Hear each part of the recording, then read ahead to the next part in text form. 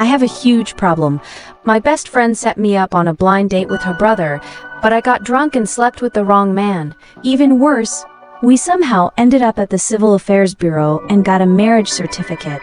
The man I accidentally married is a CEO, and he told me his company is about to go public and he needs to disclose his marital status. He said I could move into his place whenever I wanted.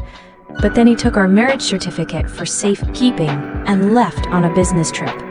I didn't even know his full name. When I met up with my best friend, she was furious that I'd missed the blind date. She had been dreaming of me marrying her second brother so we could officially be family.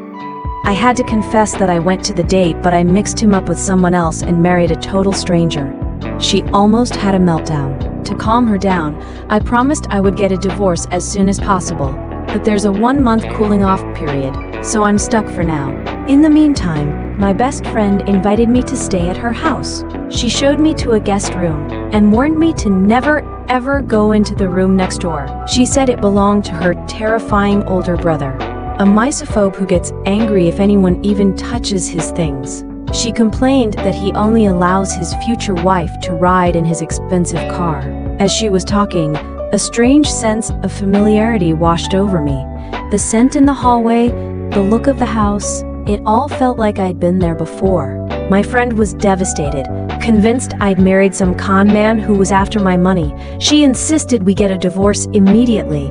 We were arguing when my new husband suddenly added me as a friend online. Before I could even react, he sent me a picture of his bank account, filled with an insane amount of money, and then posted a photo of a huge diamond ring he bought for me.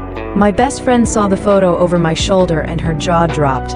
She started yelling, thinking the ring was from my ex-boyfriend trying to win me back. To get away from her interrogation, I went to order us some hot pot. That's when I saw it. The man I married, my new husband, sent a message asking if I had settled in okay. He also sent a photo from his business trip, a selfie that confirmed his identity. At that exact moment, my best friend received a message from her older brother with the very same selfie attached. The pieces clicked into place with horrifying clarity. The intimidating CEO I married by mistake is my best friend's feared older brother. I didn't marry a stranger. I married the one man she warned me to stay away from. Okay, I'm ready to write the script based on this plan. I will ensure every sentence ends with the required marker and that the final memory capsule is accurate and updated. I was still reeling from the discovery that my new husband was my best friend's terrifying older brother when he video called me from a jewelry store. My heart sank when I saw the huge diamond ring I'd asked for was gone from the display. Convinced he thought I was a greedy gold digger, I quickly pointed to a smaller, more understated ring to prove I wasn't materialistic. He agreed instantly. My best friend, watching over my shoulder, was furious. She called him a cheapskate and insisted I was going to regret this marriage, pushing me to divorce him immediately. I just felt a wave of despair, certain I had made a terrible impression. Just as I was getting ready for my first day at my new job, my ex-boyfriend called. My best friend snatched the phone, but I took it back and put him in his place. 我们已经分手了，一个合格的前任就应该当自己死了，别给脸不要脸。 My focus was on the mess I had just created. A moment later, there was a knock at the door. It was a delivery, and it was for me. Inside the box was the enormous diamond ring, the exact one I thought my husband had rejected. It was stunning, and it fit perfectly. My best friend's jaw dropped. She couldn't believe my con man husband had actually bought it. Her suspicion immediately jumped from him being a fraud to him being a drug lord, since that was the only way she could imagine someone affording a ring worth millions. The pressure was suddenly on. My best friend demanded my husband's name so her brother could run a background check and expose him. But I couldn't tell her his name because I didn't know it. Panicking, I lied and said his name was complicated and that I would text it to her later, using the excuse that I was late for work to make my escape. While walking, my phone buzzed. It was my husband. 婚戒收到了吗？收到了，太贵重了。一枚用来表心意，一枚用来表忠心。 He was so smooth. I finally worked up the courage to ask him directly for his name. His reply was short and cryptic. My surname is Jing. That's it. I decided my only option was to ask my best friend for help investigating powerful families with that surname. Meanwhile, back at the house, my husband had returned from his trip. The housekeeper mentioned that his sister's friend, the one staying in the guest room, had found his shirt in the yard and washed it for him. He looked towards my room, a slow smile spreading across his face as he realized the truth. His new wife was living right next door. Just then, he received a text from his sister. "Brother, can you check if there are any powerful families in our city with the surname Jing? The kind that can afford a multi-million-dollar ring?" He simply typed back, "No." My best friend was having a full-blown meltdown. After her brother, my husband confirmed their family was the only prominent Jing family in the city, she completely lost it. She was screaming about who could have possibly stolen me away from her perfect plan to have me as a sister-in-law. I was starting my first day at my new job as a photographer. My colleague mentioned we often work with high-profile CEOs, including one who was especially handsome. My first assignment was a photo shoot for a very difficult client. She was fussy and hated every picture. I started taking some candid shots of her with my phone, trying to capture something more natural. 对，就是这种不经意的感觉。麻烦你把这张照片传给我，我要拿去相亲。 She was going on. When I got home, I found my best friend and her mother looking at a photo on her phone. It was the woman from my photo shoot. My mother-in-law was gushing about what a perfect match she would be for her older son, my husband. I almost choked. I felt a strange pity for the woman, thinking she was being set up with the cold, intimidating man my best friend was always complaining about.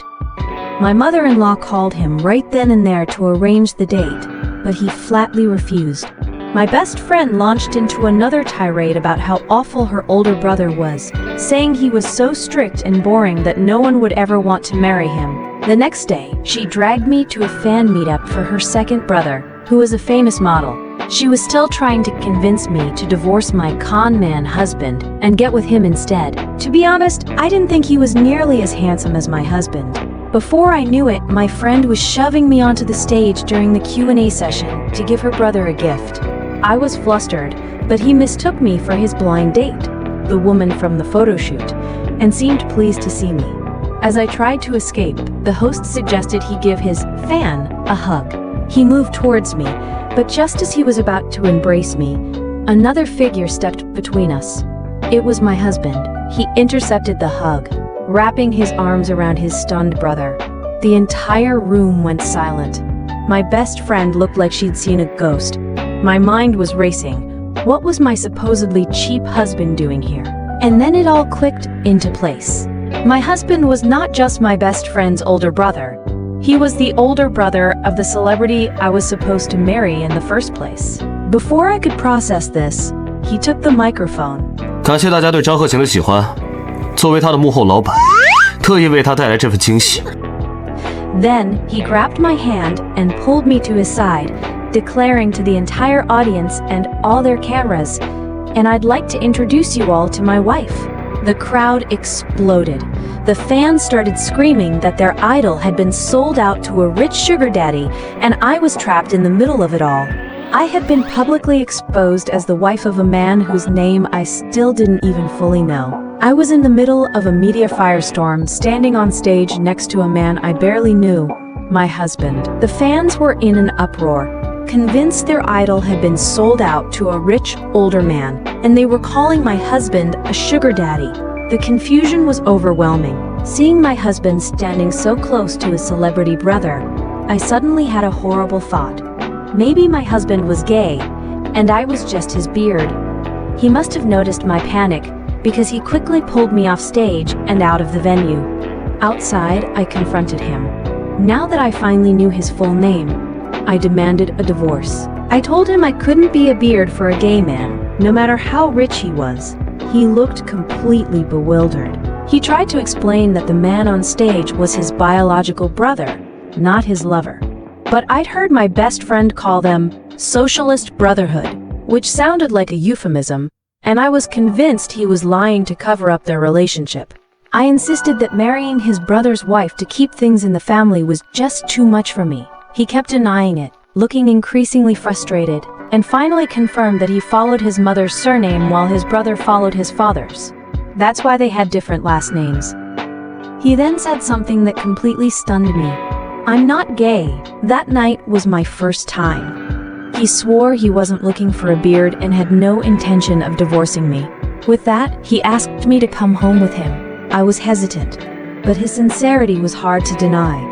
When we arrived at his mansion, I was shocked. It was the same house I had been staying in with my best friend.